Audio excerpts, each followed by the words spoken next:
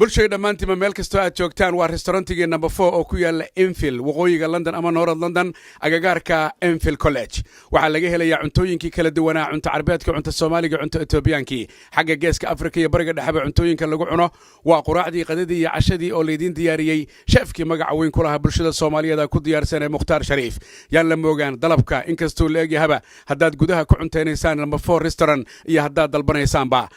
soo dhaweynta guudna waa maamulka sare Maxamed Cali Cagoole iyo qoyskiisa waxay idin leeyihiin meel kasta aad joogtaan xilli kastaba waa idin soo dhaweynaynaa xafladaha kala duwan oo aad qabtaana marka hore kala tashada maamulka oo dalabkiina ka dalbada agagaarka Enfield College North London ayuu ku yaala lambar 4 restaurant aniga tagay oo booqday ee adinkuna taga meel kasta aad joogtaan wixii faahfaahina shaashada